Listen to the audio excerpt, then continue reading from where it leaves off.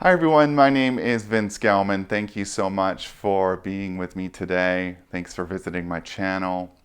Today I want to talk about how so often when we experience trauma, we on an unconscious level couple fear with power. We couple fear with power, and what that means is that we're afraid, and it has two manifestations. What that means is we're afraid that if we are in our power, we may hurt another, or if we're in our power, we may be hurt. We may get hurt. Okay, so if I'm in my power, I may hurt another, and I'm afraid of that. Or if I'm in my power, I may get hurt, and of course, I'm afraid of that.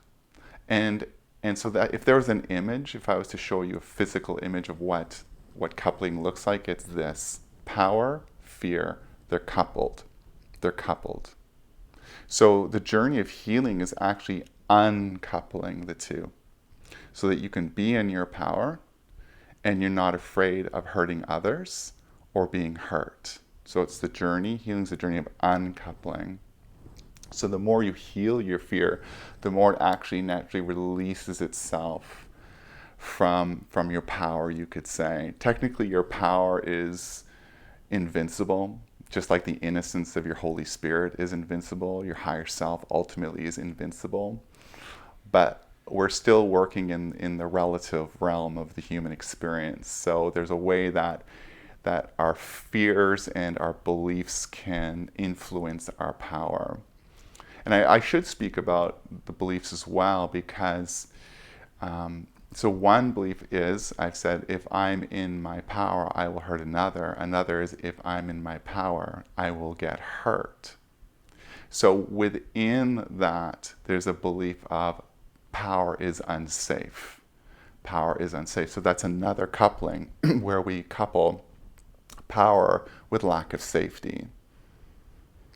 So this may be something you can relate to. And if you grew up in an unsafe home, a home that was either unsafe emotionally or physically or both, then what can happen is you can grow up with an unconscious coupling that says it's not safe to be in one's power, or power itself is just simply unsafe.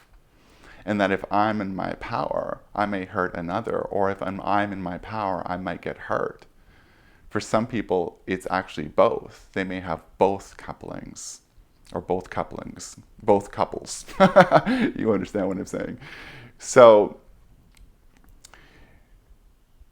it's really natural, if we are abused emotionally or physically in childhood, that we would form one of those two couples, that we would believe that power is unsafe.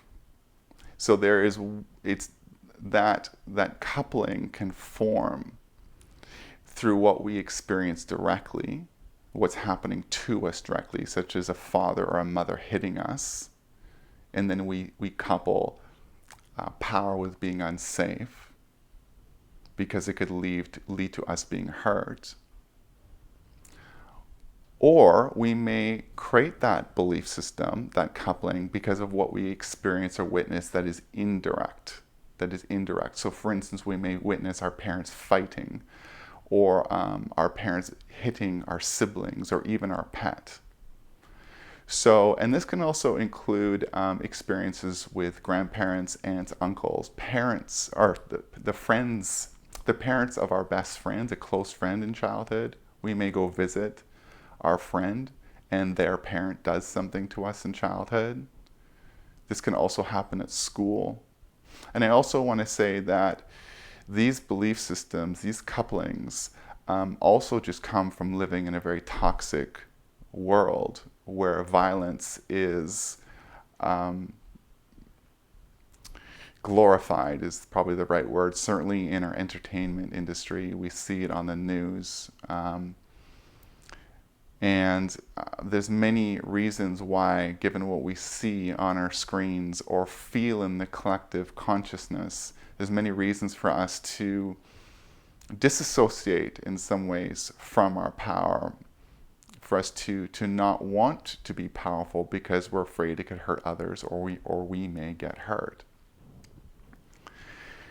I want to share with you one, I don't want to say common, but one example that I've come across that is a manifestation of this. And you might have heard someone say this before as well, that you'll meet someone and they don't have kids, and they say to you, I didn't want to have kids because I didn't want to repeat what my mother or father did to me. I was afraid that if I had a kid, I'd do the same thing to them that was done to me.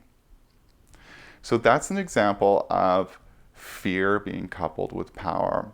If I'm in my power, I'm going to hurt another. Now, in my heart, it doesn't feel like it's 100% fear, because I also feel that person's heart. I feel that person's conscience. I feel that person's care. It actually breaks my heart just thinking about it right now. Like, that's such a loss for that person. And he or she they're doing their best to be a loving person, a caring person. And for them, that means avoiding certain things. And so this is the thing, is that when we have this fear, when we believe that if we're in our power, we're going to get hurt or hurt others, what happens is our world shrinks. Our world shrinks. We see less options, because what we're doing is we're creating a life of trying to avoid the possibility of being hurt or hurting others. And this is unconscious. This is an unconscious drive. Think of the many things that someone might avoid if they are trying to avoid the possibility of being hurt by being in their power, or hurting another by being in their power.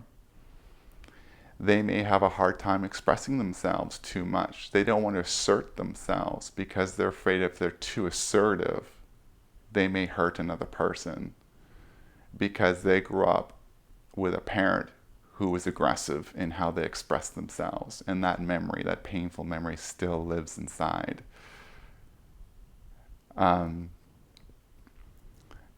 Someone may not want to go after their dreams, to take the risk, to step in their power as a creative person, because they may be afraid that they'll get hurt by being too much of their creative fire. They'll get rejected, shut down. Maybe their fire will burn someone. It's just too bright. It's too much. It's too confronting for another person. Something that I had to work through was, because of what I experienced as a child, I had to uncouple fear from power through many, many layers, because it can take many layers to do this. You have to go through many layers to heal, as often is the case. And given what I experienced when I was a kid, the abuse I experienced, I was afraid that I was too much for people, that I could be threatening to them if I was in my power. And so there was a fear often that if someone had a reaction, that it was my fault, that I was just too strong of a personality. And in working with one of the Ascended Masters, and I think it was Kuan Yin, I'm not 100% sure, but one of the Ascended Masters I work with, she said, Vince, there's a difference between making someone uncomfortable and harming them. There's a difference between making someone uncomfortable and harming them. And that really made a big difference for me, because I had coupled those two. That if I was making someone uncomfortable, I was harming them. Now, that wasn't entirely always the case. There was many times where I was quite okay with making someone uncomfortable, but there was times that I was afraid that if I made someone uncomfortable, there could be a significant consequence because of the significant consequences that I experienced as a child. So what this did is that it shrunk my world a little bit, because I was less willing to be as assertive as I could. I didn't let myself loose as much in my creative fire, in my creative power, in expressing myself. And so that was a real powerful distinction for me. And as spiritual leaders, we have to be willing to make people uncomfortable. That's what it means to be a leader. Show me an awesome leader historically who did not make people uncomfortable. I mean, usually the ones who are the most powerful leaders are the ones who make people the most uncomfortable, and that's why they're often persecuted and killed. So we do have to make people uncomfortable. But again, that can be scary if we're still carrying the discomfort from childhood, if we're still carrying the pain of childhood, and we link that pain to power. So the journey of healing is to heal the trauma and heal the programming and heal the fear associated with power, to slowly unravel, untangle them, and dissolving the fear so it doesn't hijack your power as much from the unconscious, and so that you can be pure in your power, pure in your voice, unbridled, like a child, right? Like a child who's not afraid to say no, or I want this. And to be liberated. That's the liberation of our power, where we can express ourselves without having to worry so much about what's going to happen, whether that's hurting another or being hurt. So this is the courageous healing work we need now, because we actually need as many people as we can to be in their power. And this doesn't mean that you become 100% fearless. This doesn't mean that fears don't still come up once in a while. I still get fears come up once in a while. It's just that they don't have the same control as they once did. They don't have as much power over you to hijack your true, authentic power. You become more aware, you become more conscious. You may have that old belief come up that says, oh, I just hurt her, or I just hurt him.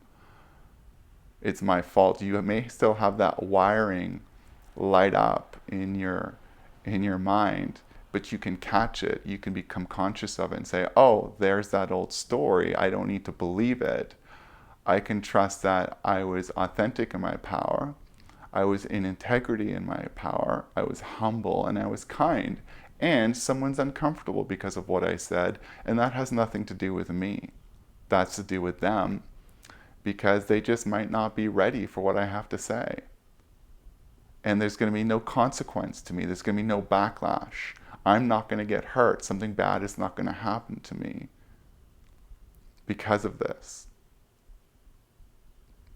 I didn't do anything wrong. And you see, these are beliefs that are also entangled with the fear of power, which is I am bad and I am wrong. It's bad to be in my power, or it's wrong to be in my power. Or if I'm in my power, something bad will happen. Something wrong will happen. Something will go wrong. You see, so I am bad, I am wrong also gets enmeshed in the truth and the integrity of your soul power.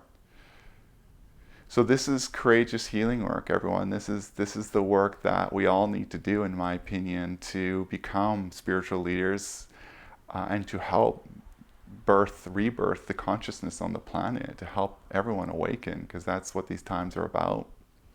So speaking of healing and awakening, I have more online ceremonies coming up. I have one this Sunday called Master Alien Octopus online ceremony, healing and activation. And then next week I have Diamond Light.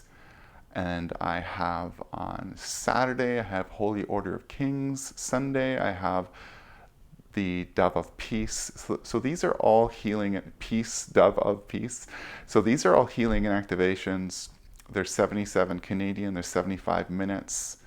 You can attend even if you can't make it on Zoom. You can attend the ceremony even not on Zoom, meaning you can receive the healing and the activation, which means healing empowerment, even if you're not on Zoom, and just as powerfully. I will put links in the description. Also, come find me on social media. Those links are in the description, and please sign up for my newsletter, subscribe to this channel, please share, click notifications, leave your comments, you know, the usual routine that I say. So I hope this was helpful, and thank you so much for joining me today.